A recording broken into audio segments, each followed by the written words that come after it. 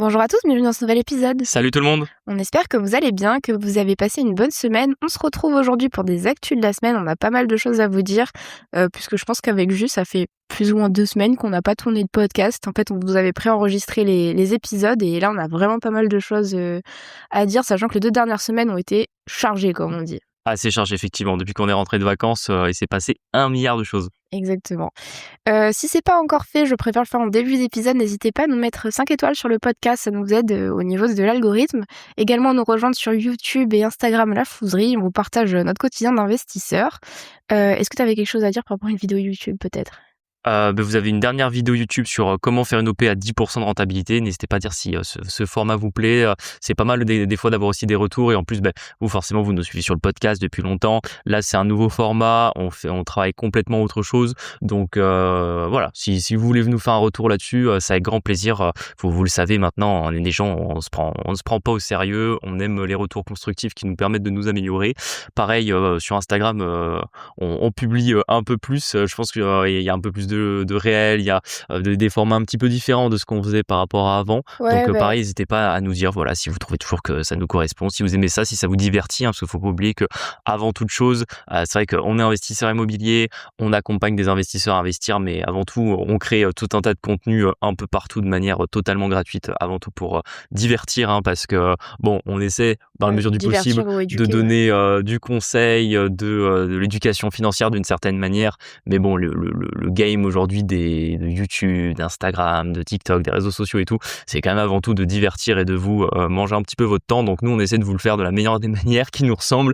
Et si en même temps, vous pouvez des fois retenir un bon conseil, je pense que c'est un petit peu l'essentiel. D'ailleurs, j'en profite, on a un simulateur dont le lien est en description de cet épisode. Si vous voulez le tester, il permet de savoir si votre situation est favorable pour démarrer l'investissement immobilier. Donc si ça vous intéresse et que vous voulez faire le test, n'hésitez pas à cliquer sur le lien en bio et à du coup tester notre simulateur. Je pense un peu comme on avait parlé il y a quelques temps pour le podcast, on essaye un petit peu avec Jules de vous faire des choses différentes et parce que on a beaucoup de choses à raconter, mais c'est vrai que là, Dieu merci, au niveau des dingueries, on s'est quand même calmé en 2026.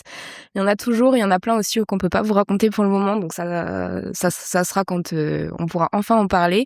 Et du coup, on essaye d'avoir de plus en plus d'invités, et c'est pour ça que ces 2 dernières semaines, nous avons tourné 2 podcasts. Et 3 même en tout. Et en vrai, c'était super cool. On a reçu sur notre podcast, c'est le premier podcast produit qu'on fait, et en vrai, c'est trop cool. On a reçu Jonathan Boutino qui travaille pour l'Orange Bleu. Il est chargé de développement à l'Orange Bleu, et en vrai, il a un parcours entrepreneurial qui est phénoménal, et c'est quelqu'un de très sympathique, de très drôle. Donc je sais pas trop quand ça sortira, mais c'était vraiment très fun. Je crois qu'il avait fait un épisode avec Thibaut. Avec Thibaut de Bye Bye Patron, tout à fait. Et là, nous, l'épisode, il devrait sortir, je pense, d'ici une quinzaine de jours à peu près. Ouais. Et t'as trouvé ça comment, le fait que ce soit produit ? C'est particulier quand même. Parce franchement, au tout début, j'étais assez perturbé parce que c'est vrai qu'on enregistre pas mal de podcasts avec des invités en ce moment. On le fait souvent en format visio parce qu'au final, aujourd'hui, avec la qualité des micros, plus tout simplement l'évolution des technologies, c'est beaucoup plus facile aujourd'hui d'enregistrer à distance que ça l'était par exemple il y a 5-6 ans. Enfin, la qualité des podcasts, je trouve, aujourd'hui, c'est même... c'est limite, tu vois pas trop la diff quand c'est enregistré en face à face que quand c'est enregistré en visio. Par contre, ce qui change, c'est que c'est vrai que quand tu vas dans un podcast, dans un studio produit, forcément le matos c'est pas le même. Donc là, t'es sur du matos à plusieurs milliers, voire dizaines de milliers d'euros en comptant toutes les caméras, etc. Il a dit une caméra, c'était 4000 balles. Ouais, je suis pas étonné, c'est des caméras qui filment en 8K en même temps, ouais. Donc forcément. Et bon, là, t'as forcément un level up au niveau de la qualité, mais c'est surtout que moi, du coup, je me suis retrouvé vraiment super proche de l'invité parce que du coup, on avait une toute petite table on s'en rendra peut-être pas compte à la vidéo, mais la table elle devait faire genre, je sais pas moi, 50 cm de large. En plus, toi et Joe, vous êtes pas des petits gabarits. Ouais, on n'est pas des petits gabarits, vraiment, on était collés face à face. Et c'est vrai que moi, c'est limite ce qui m'a un peu perturbé au début, c'était d'être aussi proche de quelqu'un. Je pense même au restaurant, en fait, par exemple, on aurait voulu manger, il n'y avait pas la place pour 2 assiettes, tu vois, donc on était très proches. Et mais sinon, après, c'était très cool d'être en studio, en plus, on avait carrément une régie, tu sais, qui changeait les plans au niveau des caméras, etc., pour que le pré-montage soit fait et tout. Donc franchement, c'était très sympa. Au final, on a enregistré l'épisode d'une traite. Faut savoir que quand c'est normal, j'ai un invité, je prends toujours des notes, voilà, pour avoir des petites questions de secours, pour voir comment j'aiguille l'épisode. Et là, au final, ça s'est fait vraiment totalement naturellement. J'ai même pas regardé une seule fois mes notes. Ouais, après, moi, Donc, j'avais je pense trop que ça se peur. sentira dans l'épisode. Moi, j'étais avec Caro, du coup, qui est la femme de Jo, et on avait trop peur, en fait, qu'il s'arrête jamais de parler parce qu'on avait un créneau de 2 heures. Je crois que l'épisode fait en tout 1h20. Donc, en fait, parce que quand Julien et Jo se mettent à parler, ils s'arrêtent jamais. C'est 2 pipelettes. Et du coup, nous, on était là, on se faisait des eye contact en mode, est-ce que c'est la fin? Et en fait, à chaque fois, tu réenchérissais sur un autre Ouais, mais tout sujet, était calculé parce que bon, j'avais une montre au poignet quand même et de temps en temps, je jetais des petits coups d'œil discrets pour voir un peu quelle heure il était et voir un peu où j'en étais dans l'épisode. Donc non, franchement, il y a pas eu de dépassement là-dessus. Ensuite, on a enregistré un podcast avec riche d'expérience, tout à fait. Nico et Mehdi, dédicace à vous deux si vous écoutez ce podcast qu'on connaissait pas du tout. On n'avait jamais eu l'occasion de les rencontrer ni d'échanger avec eux. C'était vraiment une bonne expérience. On a enregistré un bon épisode, puis après on a parlé pas mal en off, etc. Finalement, c'est des investisseurs un peu comme nous, avec qui on s'est retrouvés sur pas mal de points. Et franchement, je pense qu'on sera amené à probablement revoir dans les mois et années qui viennent. Donc franchement, c'est très cool. super content là-dessus. Et on a enregistré un 3e podcast. Enfin, j'ai enregistré parce que Marie était pas là, avec Loïc, un de nos auditeurs du podcast. Là aussi, on a fait un super épisode qui sortira là aussi dans quelques semaines. Donc en ce moment, niveau invité, on est au max. Ouais, on espère que ça vous plaira. Bon, forcément, du coup, pour tourner l'épisode avec Jonathan à Toulouse, j'en ai profité pour aller à l'hôtel hanté. Je donne pas trop la ville pour l'instant tant qu'il est pas vendu, mais en soi, Toulouse, c'est vraiment la moitié du trajet pour y aller. Du coup, j'en ai profité pour faire un comeback là-bas, parce qu'en fait, on a une agence qui est vraiment pas efficace. C'est-à-dire que c'est la deuxième agence, hein, c'est ça qui c'est la deuxième agence, et celle-là, elle est quand même pas... Tout le monde en avait dit du bien, etc. Mais en fait, ils avancent pas sur les mises en location, et ça, c'était un truc du coup dont je voulais parler un petit peu. Du coup, j'avais un T2 qui se libérait, et en gros, j'avais un locataire que moi j'avais entré dans un des studios qui voulait basculer sur le T2. Il savait que le T2 se libérait, du coup, j'ai basculé le locataire, parce que j'allais dire, je veux pas me faire des frais d'état des lieux alors qu'ils ont rien fait au niveau ni des travaux ni de la recherche de locataire. Donc j'y suis allée, et du coup, ça me permettait aussi de faire des visites pour son studio à lui. Et en fait, l'agence, quand je leur ai dit, ouais, du coup, laissez tomber pour le T2, on va basculer le mec de l'appart 2 dans le 3, et voilà. Et elle m'a dit, ah bah oui, bah j'avais trouvé un petit couple qui était vachement intéressé pour l'appartement, etc. Et j'étais là, ah bah dommage. Et quand je fais mes visites pour le studio, je reçois un couple aussi. Du coup, je leur montre, etc. Alors bon, ils me disent, ouais, c'est un peu petit, on aurait préféré un T2. Et la jeune fille me dit, mais c'est rigolo, parce qu'il y a 2 semaines, j'ai visité un T2 ici, genre dans les bâtiments derrière, la maison de derrière. Alors, la maison de derrière, en fait, c'est la même maison, hein, c'est notre même immeuble. Mais genre, il y a un peu 2 bâtiments différents, ouais. Et du coup, j'étais là, ah bon? Elle me parlait du mauvais numéro de rue. Du coup, j'étais là, je pense qu'elle doit confondre, etc. Elle me dit, non, c'était bien ici, mais de l'autre côté. Et du coup, j'étais là, mais putain, c'est le couple à qui l'agence a fait visiter, du coup.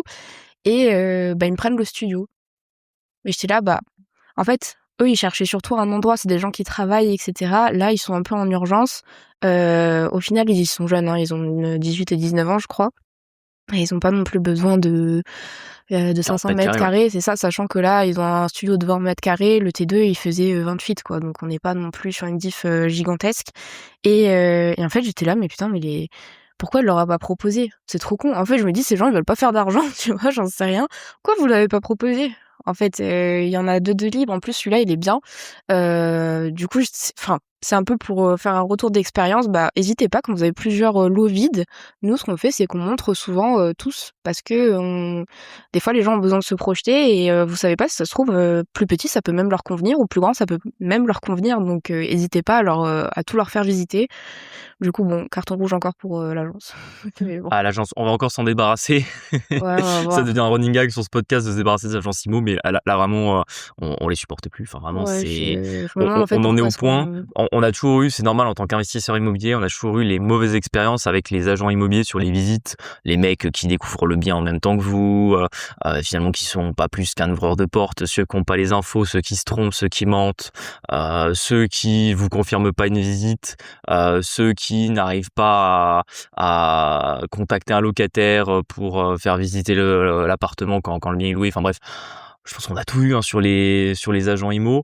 Là, franchement, de notre faible expérience en ce qui concerne les agences IMO version location, parce que c'est vrai que j'ai oublié, mais les syndics de copro, c'est des agences immobilières aussi quelque part. Donc c'est vrai que notre expérience avec les syndics de copro est également extrêmement mauvaise. Je veux dire, on n'a jamais trouvé un syndic. Si j'avais dû noter, genre donner une note honnête sur 10, tu vois, genre vraiment sur 10, combien tu notes tous les syndics de copro avec qui on a travaillé, je pense qu'il y a peut-être que celui de notre RP qui doit genre avoir un 5 sur 10. Bon, moi j'ai d'autres chiffres que vous, mais Non, tu vois, entre guillemets, la seule copropriété qu'on connaît qui est à peu près bien gérée, c'est celle dans laquelle on habite. Il peut y avoir beaucoup de mieux, mais je veux dire, entre guillemets, on n'a pas trop de grosses dingueries avec eux, si ce n'est qu'ils nous ont posé une porte de garage qu'on n'avait pas demandé. Mais c'est aussi pour ça que je leur mets 5, tu vois. Sinon, la plupart des syndics avec qui on a bossé, franchement, c'était du 1, 2 sur 10, voire des fois certains des notes négatives, tellement, entre guillemets, on était à deux doigts de pas payer les charges pour juste les faire chier, tu vois. après, Et je là, sais pas comment ils sont rémunérés parce que je me dis, vas-y, la fille, elle fait une mise en location. Bon, moi, je suis cliente, je suis contente. Et elle, peut-être qu'en fait, ils sont pas assez payés ou du moins, ils sont pas. S'il y a pas une partie variable, ils devraient j'en être sais rien, positionnés, au moins, ça les regarde, mais là, franchement, c'est trop chiant, en fait. l'expérience qu'on a du coup sur ce bien-là avec 2 agences différentes en gestion locative et en mise en location, mais c'est catastrophique. Vraiment, c'est catastrophique. Entre guillemets, ils nous font perdre des dizaines de milliers d'euros là depuis globalement ce bien-là. Les apparts sont enfin à la dispo à la location depuis le mois de septembre globalement.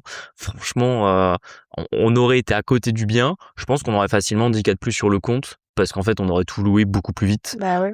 Et là globalement on a des apparts ultra vacants depuis plein de mois, puis en plus ils nous ont fait l'ancienne agence, elle nous a fait des histoires en mode oui, vous répondez pas aux mails, vos appartements sont insalubres, il y a tel problème machin, enfin bref, ils nous donnent des expertises travaux alors qu'en fait les bonhommes ils ont jamais utilisé un tournevis de leur vie, Ils tu sont vois. jamais venus, surtout. Ça, ils se sont même pas déplacés. Et là, la nouvelle agence, c'est encore pire. T'arrives même pas à les avoir au téléphone, ça fait un mois. Ouais, en fait, ils sont tout le temps en congé, etc. Enfin bref, c'est vraiment catastrophique. En fait, aussi, tu vois, on en parlait avec dans le podcast Riche d'expérience, mais en fait, nous, la délégation, vraiment, ça marche pas. Et j'ai l'impression que ça marche pas à plein de pans de notre vie. Bon, pas perso, mais en tout cas, pro et IMO, franchement, non, on préfère faire nous-mêmes. Et alors, du coup, c'est un peu du travail ingrat. Franchement, taper 10 heures de route en moins de 24 heures, ça me fait vraiment pas rêver. Tu vois plein de profils un peu bizarres, etc. C'est inconfortable pour moi, mais en fait, d'un autre côté, je me dis, vaut mieux que je le fasse, parce qu'en fait, sinon, ils le feront jamais comme ça doit être fait. On avait payé ils ont fait un état des lieux de sortie pour une locataire qui avait été choisie par l'ancienne agence, et on a eu plein de soucis avec. Et elle a rendu son appart avec les murs jaunes à cause du tabagisme. Et en fait, du coup, ils m'ont fait faire un devis de lessivage des murs et tout. Je m'étais dit, ouais, en vrai, si on peut. C'était cher, 240 balles. Ouais. Faut se dire, l'appartement, il fait 19 mètres carrés. Mais bon, en fait, si j'y vais, en fait, ça me coûte à peu près 200 balles d'y aller. C'est ça. Donc, en fait, le calcul était vite fait. Je préférais payer quelqu'un et être sûr d'avoir un appart blanc. Et qu'ils le remettent en loc rapidement. Et qu'ils le remettent en loc rapidement. En fait, résultat, ils ont jamais mis les annonces en location. Et en fait, je suis entrée pour voir quand même, parce que j'ai vu qu'avec cette locataire-là, on a eu beaucoup de soucis. Je m'étais dit, vas-y, je vais voir quand même son appart dans quel état il est. Parce que bon, quand tu l'écoutes, elle était insalubre, etc. Alors que rien du tout. Et là, je rentre, je vois les murs, ils sont jaunes. Je suis, mais comment ça, mon rêve? Comment ça, mon rêve? Et du coup, j'étais vraiment en erreur 404. J'étais là, peut-être mes yeux voient mal, tu vois. Du coup, j'ai essayé avec plusieurs, tu sais, en mettant de la lumière et tout. Enfin, là où elle avait mis des étagères, t'as le blanc et après tu vois le jaune. Je me dis, mais ils ont pas du tout lessivé les murs. Et en fait, du coup, je voulais partir assez tôt parce que forcément, c'est un peu chiant pour moi d'être là-bas, sachant que même si j'ai l'hôtel et tout, je travaille mal en fait. Je suis en vadrouille tout le temps. Du coup, je m'étais dit, vas-y. En fait, au début, je voulais juste leur mettre les clés dans la boîte aux lettres à l'agence pour leur rendre leur trousseau de clés. J'étais là, bon, c'est bon, 14h, bonjour. je pars pas tant qu'il y a pas quelqu'un qui m'a reçu.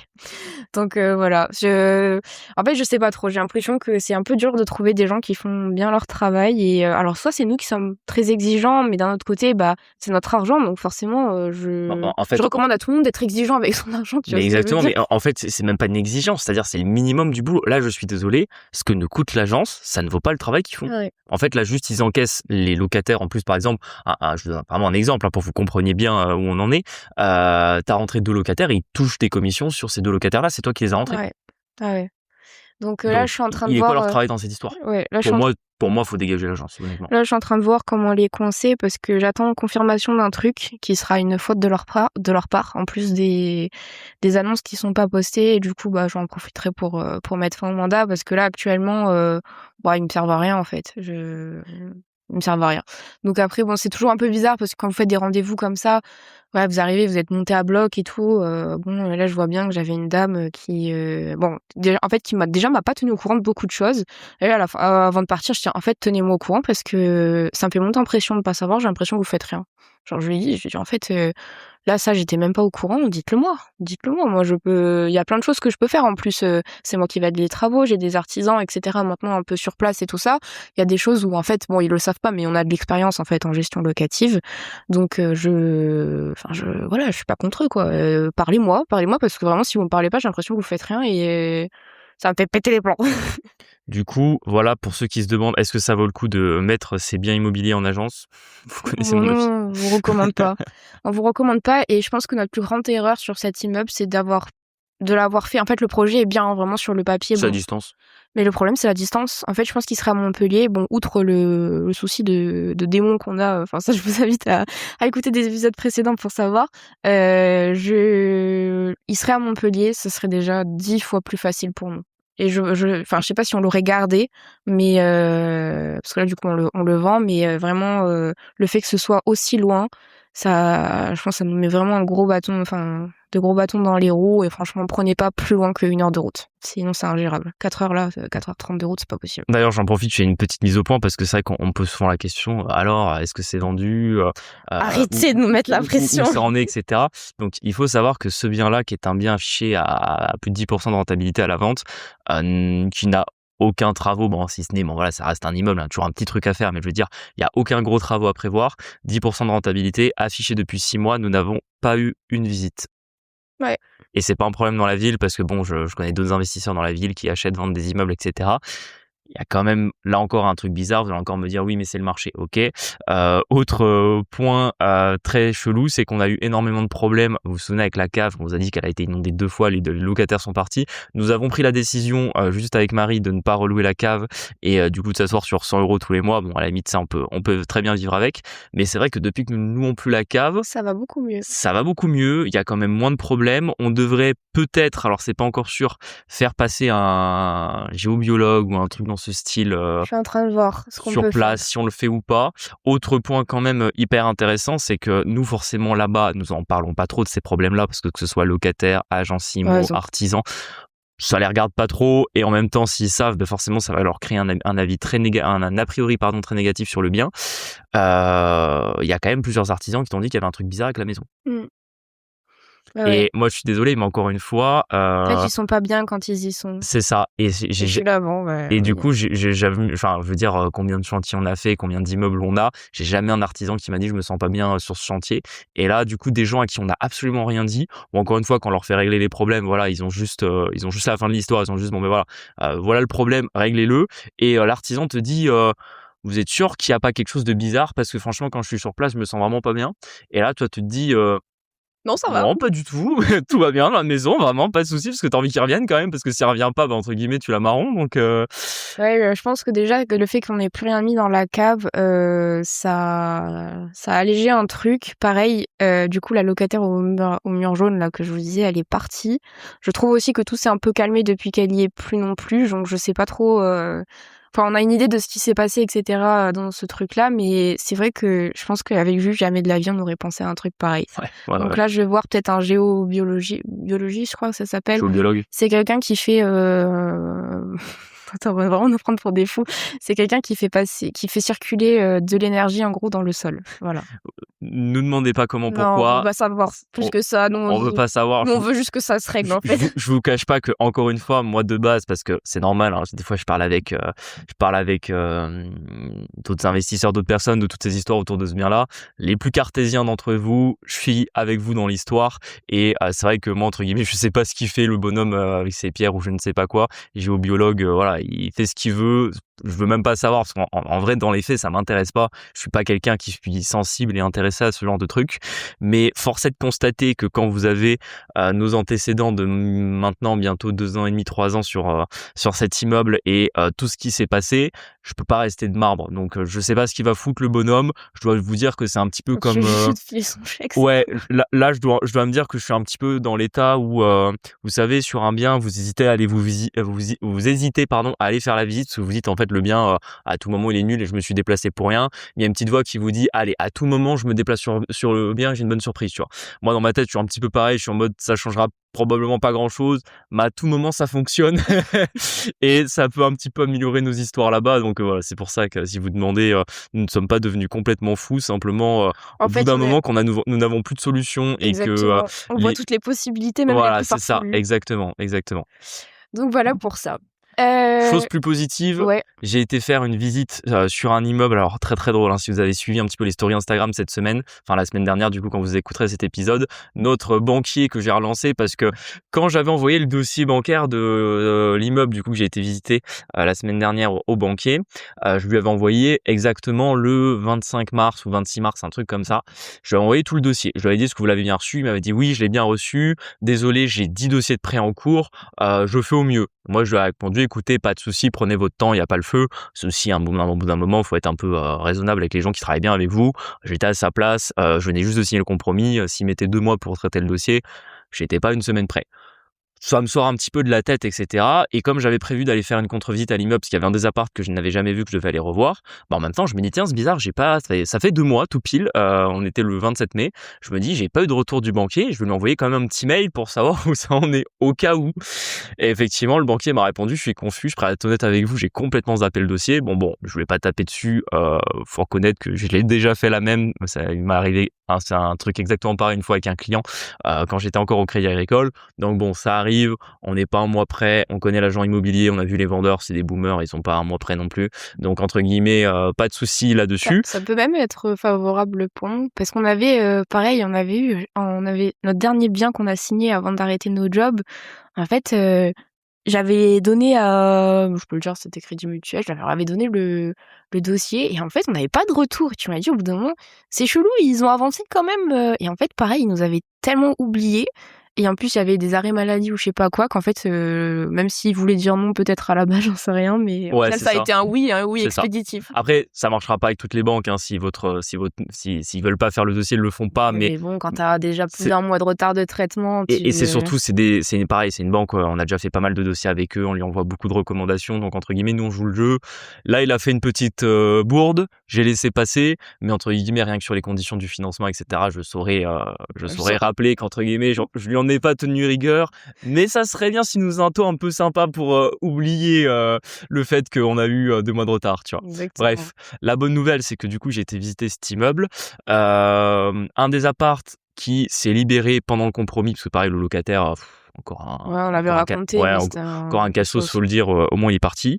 On va pas épiloguer dessus. J'ai récupéré, enfin du coup, on va pas encore récupérer, mais je veux dire, j'ai visité l'appartement du coup vide, qui est franchement dans un bon état, beaucoup mieux que ce que je m'attendais. Il y a la clim, bon, c'est des appartes rénovés. Faut savoir que c'est une petite ville du sud, donc faut vraiment se mettre un petit peu dedans. Je sais pas si on mettra peut-être des photos sur Insta. C'est un appartement, on n'est pas sur un truc ultra haut de gamme, super bien rénové, ultra récent. On est sur un appart qui est pas ce que j'appelle dans son jus parce qu'il est en super bon état. Juste, c'est vrai que niveau déco, on est sur du mur blanc, on a de la... C'est très gardois, hein. C'est très... Ouais, en voilà. fait, je sais pas si vous voyez les décos un peu terrazzo, des trucs comme ça. Ouais, voilà, Ça du se sol, faisait vachement quand on était petit, mais dans le sud, vraiment, c'est chez ça, mes grands-parents, il y a les exactement. mêmes. Exactement. Donc voilà, moi perso, j'aime pas trop ce genre de truc, mais après, faut reconnaître que c'est en bon Tant que c'est état, propre, c'est on s'en rien fout. cassé, c'est très propre, etc. La partie sent bon.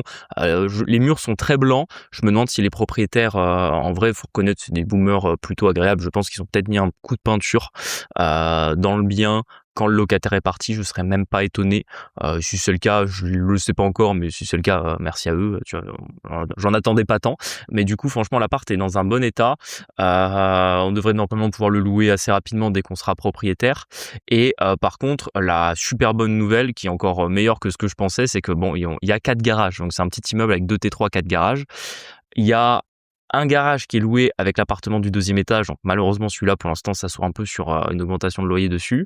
Il y a 2 garages où, globalement, ils payent des loyers ridicules de 50 et 70 euros par mois, où je vais les appeler, je vais leur dire bonjour, si vous voulez pas que je change les serrures, on va changer les conditions du loyer.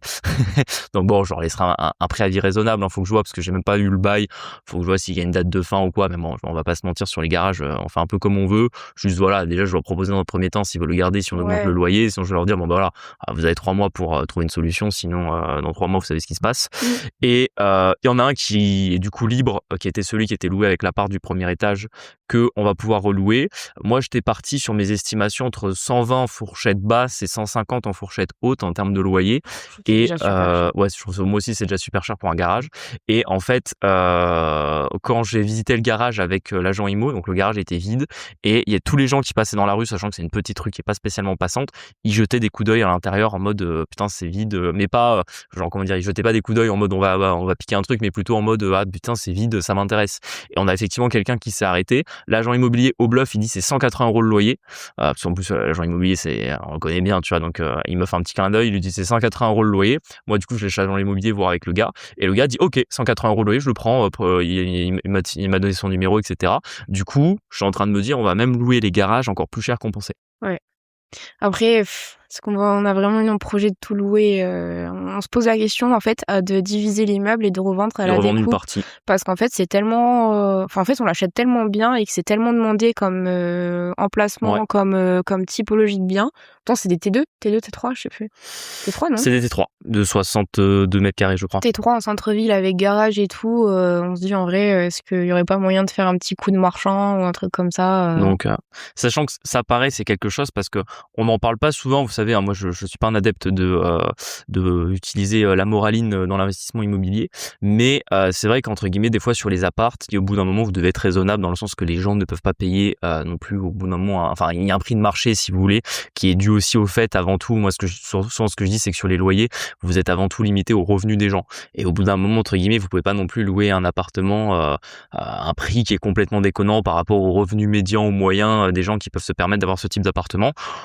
Voilà, donc c'est un truc moi c'est toujours ce que je dis, il faut bien louer, c'est aussi comme ça qu'on fait de la rentabilité dans l'immobilier. Maintenant, il faut pas non plus mettre des loyers exorbitants parce que soit la personne va vite partir, dans le sens si elle peut économiser 200-300 euros sur son loyer, bah, elle va vite déménager. Et en plus, entre guillemets, bon, voilà, d'un point de vue, si juste de bien gérer un locataire, vouloir le garder, vouloir avoir quelqu'un qui se comporte bien avec l'appartement, etc., vous pouvez pas non plus au bout d'un moment demander n'importe quoi comme loyer. Sur les garages, les caves et compagnie, pour le coup là, vous faites un peu ce que vous voulez parce que on sort du besoin, c'est-à-dire que autant l'appartement, c'est quand même d'un point de vue des besoins primaires, bah, une personne a besoin de se loger. Le garage, c'est du bonus entre guillemets, personne n'est obligé d'avoir une bagnole. Les garages, la plupart du temps, c'est pour stocker des affaires. Si t'as trop d'affaires à stocker, t'as qu'à faire du tri, tu vois. Donc franchement, mettre le loyer le plus cher possible pour le garage et voir à combien il part, franchement, j'ai aucun problème avec ça, parce qu'entre guillemets, c'est pas comme si quelqu'un allait habiter dedans, tu vois. Entre guillemets, c'est le mec, il a déjà son chez soi, il a pas besoin du garage, c'est que du bonus. Donc en fait, s'il est prêt à mettre 200 euros par mois pour un garage, en fait, c'est que visiblement, il peut se le permettre, tu vois. Ouais. Donc voilà, sachant qu'en plus les garages, ça se loue super facilement. Et du coup, c'était un peu la bonne surprise de la semaine. Nous allons visiblement faire une meilleure renta qu'on pensait sur cet immeuble. J'en suis complètement ravie. Prochain sujet, pardon. On commence déjà à être un peu long sur l'épisode. On est à 27 minutes. Est-ce que tu veux faire vite Ouais, fait? allez, on peut les plier parce que ça fait déjà 2 fois qu'on les reporte, ceux-là. On voulait vous parler du droit au chômage. Récemment, on a nos chers députés qui se sont réunis pour réfléchir ensemble à ce qu'ils allaient bien faire pour pouvoir Et du coup, embêter les gens et réduire les droits des s'il y a- citoyens français. Hein, Vous comprenez que si en ce moment on a une canicule au mois de mai en France, c'est juste qu'ils ont trop réfléchi. ouais, Et comme ils n'ont absolument. pas l'habitude, bah forcément il fait chaud. Exactement. Et alors moi, ce qui me fait un peu rire, c'est que voilà, je parle du coup de ce que j'ai entendu sur le droit au chômage, mais pour certaines tranches d'âge, ils ont décidé du coup de réduire encore la durée du chômage à de moins de 3 mois. Donc je crois qu'actuellement c'est 1 an et demi, il me semble, et là du coup ça passerait à ouais 1 an et quelques. Ouais, après, tu te souviens, nous, quand on a quitté nos tafs, c'était déjà en projet, hein, Ouais, ouais, ouais. c'est depuis mi-2024 que c'est dans les tuyaux, cette On est histoire. encore ni trop tard, Jus, parce qu'en plus avant c'était 3 ans le chômage. Ouais, c'était 3 ans, ouais. C'était 3 ans. Mais Bon, tes cotisations sont pas ouais, elles bougées. ont pas baissé. Et juste après, du coup, c'est là où je me dis, mais c'est des malades. Et là, il y a aucun, enfin, pour vous dire, il y a aucun parti politique qui vaut mieux, Les uns que les autres, les uns que les autres. C'est qu'ils ont tous voté pour l'augmentation de leur enveloppe de frais. Ouais, du coup, toi, t'es dans la Gen Z. Déjà, on te laisse une France avec 115% de dette. Tu dois payer avec la moitié de ton salaire la retraite des boomers qui, eux, n'ont jamais cotisé pour l'avoir. Tu n'auras pas de retraite. Et en plus, le seul truc peut-être un peu sympa que tu peux avoir dans ce système, c'est le droit au chômage. On te le sucre parce que tu comprends, en fait, t'es qu'un jeune qui veut pas bosser et en fait, il y a aucune raison que tu en profites. Du coup, on va te le réduire et bien évidemment, tes cotisations ne bougeront pas. D'ailleurs, ça rejoint un deuxième sujet qui est directement en lien avec celui-là, c'est Faites gaffe à en ça. ce moment, il y a des rumeurs de fin de la rupture conventionnelle. Alors perso, j'y crois pas trop parce qu'en fait, les employeurs et les MEDEF, ils aiment trop ça. Elle va être plus chiante à avoir. Mais elle va être plus compliquée à avoir. Je pense que probablement qu'ils vont garder la rupture conventionnelle. Par contre, à mon avis, vous aurez plus un vrai chômage comme c'est le cas aujourd'hui. C'est-à-dire qu'aujourd'hui, ça va être dégraissif. voilà, vous avez une rupture conventionnelle, vous avez droit au chômage comme si vous aviez été licencié. Je pense que demain, soit vous aurez genre 6 mois de chômage, soit vous aurez un chômage qui sera très dégressif. Et globalement, encore une fois, c'est dans le but. Enfin, moi, je vois pas autre chose que niquer la Gen Z et même la génération qui est un petit peu au-dessus, tu vois, parce qu'entre guillemets, forcément, on est ceux qui utilisons le chômage. À bon ou à mauvais escient, encore une fois, le problème, c'est que quand ils modifient, ça modifie pour tout le monde, hein, peu importe que celui qui s'est mis au chômage, il avait vraiment le droit, il en avait besoin, ou que celui qui en a profité pour partir en vacances à Bali pendant 6 mois, tu vois. Le truc, c'est que, quoi qu'il arrive, entre guillemets, on se retrouve à devoir payer des choses qu'on n'a rien demandé, et je pense qu'aujourd'hui, je suis sûr que tu feras un sondage dans la tranche 20-40 ans, tu fais un sondage, tu dis est-ce que vous voulez garder le système de retraite? Je pense que t'en as genre 80% qui te répondent non. Ouais. Mais pour autant, en fait, c'est comme ça, on te demande pas ton avis. Et en fait, sans cesse, on vient te rogner tes droits sans te faire baisser tes cotisations. Et moi, je trouve que c'est un problème parce qu'il y a toujours ce truc de se dire, et ça, je pense que c'est une vision vraiment française que moi, perso, j'aime pas du tout, de toujours voir un peu ceux qui vont profiter du chômage, etc., comme des profiteurs. Le problème, c'est qu'en fait, on t'impose d'être dans un système où tu cotises.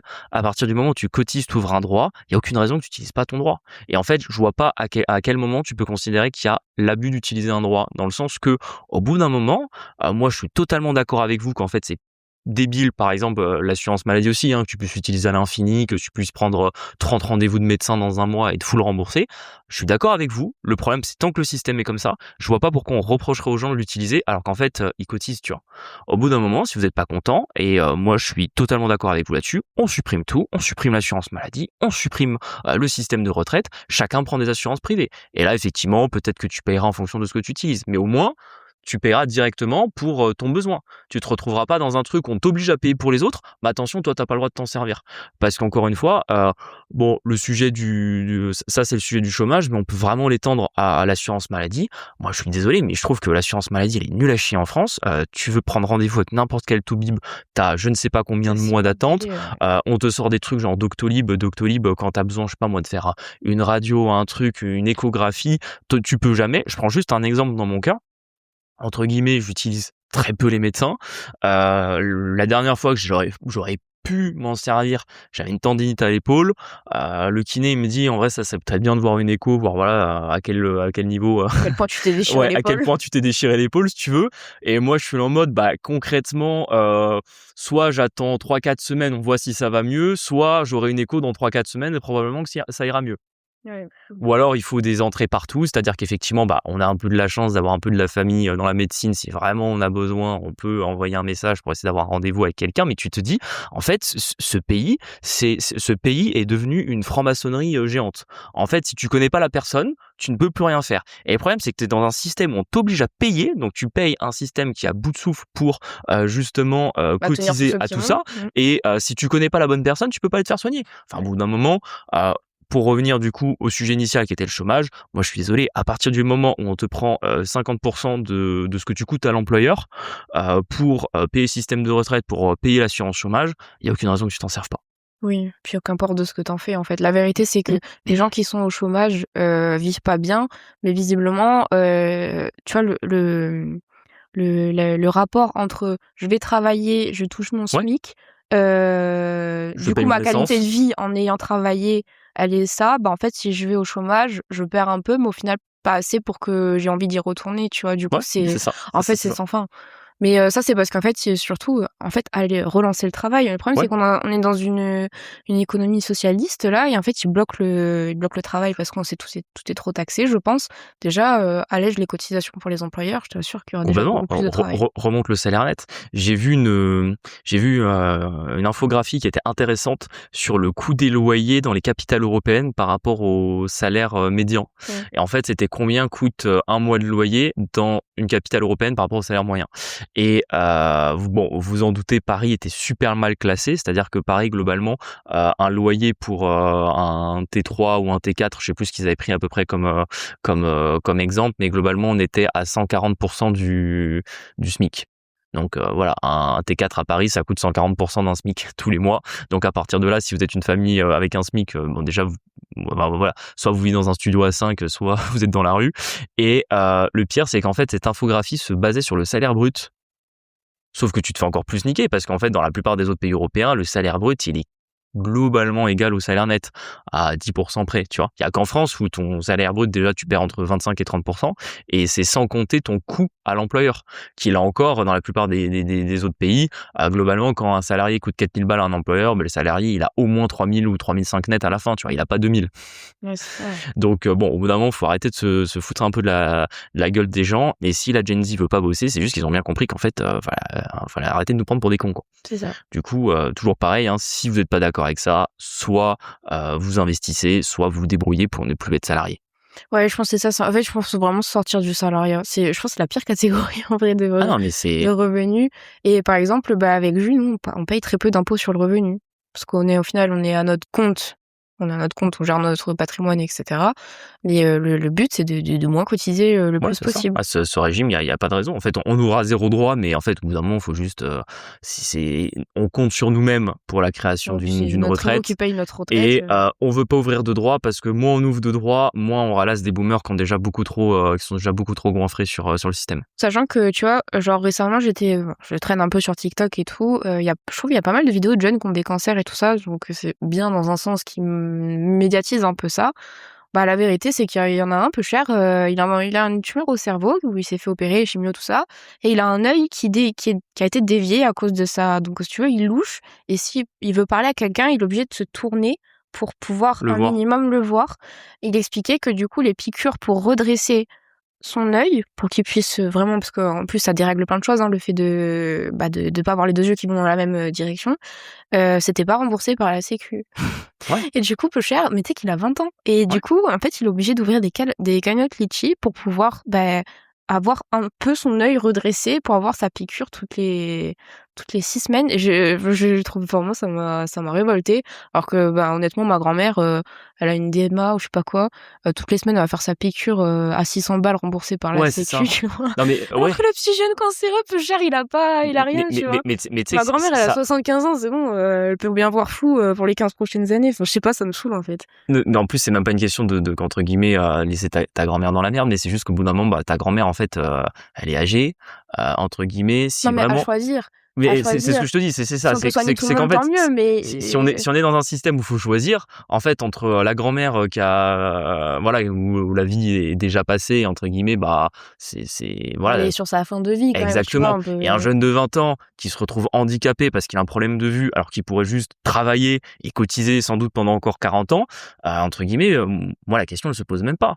Et encore une fois, on est dans un système comme ça parce qu'en fait les boomers, c'est eux et juste eux, c'est juste eux leur génération. Genre nous on peut crever la gueule ouverte, ils s'en foutent. En fait, il faut qu'on soit juste là pour payer leur retraite et qu'ils puissent partir en Costa Croisière, quoi. Ouais, c'est ça. Et c'est vrai que ça rend fou parce que en plus, et ça tu fais un bon parallèle avec les cagnottes litchi, je vois des cagnottes litchi mais exploser dans tous les sens partout sur internet pour soigner un tel, pour avoir un IRM dans tel hôpital, pour remplacer je ne sais pas quoi. Et t'es là en mode attendez, on paye 70% d'impôts sur ce qu'on gagne et en fait en plus il faut faire des dons pour ça fonctionne. Et encore une fois, j'ai aucun problème avec le fait de faire des dons, mais juste là on a l'impression de le payer plusieurs fois, quoi.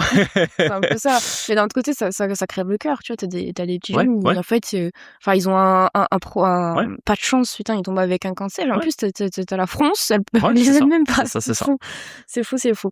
Enfin bon, bref, c'était un peu notre réflexion sur tout ça. Donc, nous, notre conseil, c'est si vous voulez vivre du salaire, partez dans un autre pays. Je pense que vous serez beaucoup mieux. Voilà. Si vous, exactement, si vous complaisez dans le salariat, allez en Suisse. Allez en Suisse, ouais. Allez en Luxembourg, allez en Allemagne. Ce serait bien. Après, moi, je pense que l'auto-entreprise, ils ne sont pas trop attaqués pour l'instant.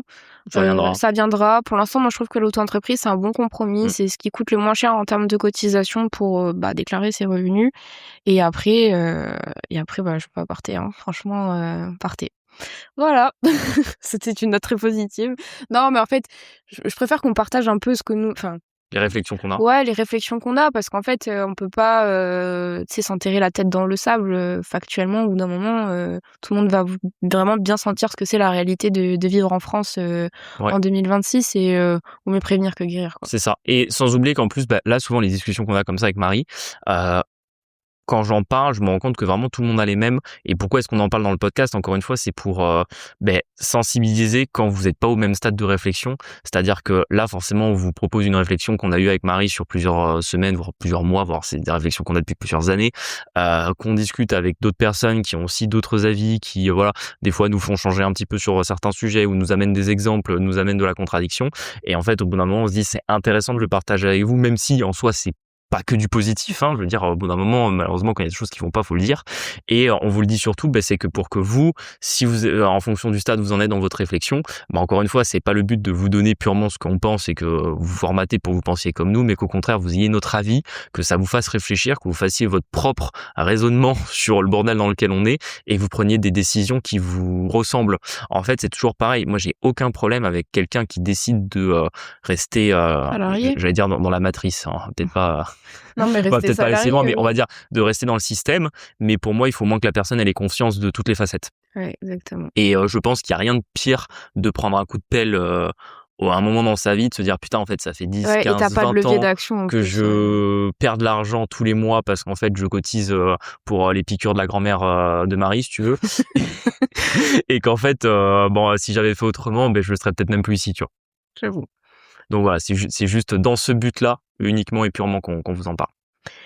Bon, on arrive à la fin de cet épisode. N'hésitez pas à nous dire ce que vous en pensez sur Insta, on vous répond. Et puis, on espère que cet épisode vous a plu. N'hésitez pas à nous mettre 5 étoiles, à partager ce podcast autour de vous, à nous rejoindre sur La Flouserie, sur YouTube et Insta. Et on se dit à la semaine prochaine pour un nouvel épisode. À bientôt. Ciao.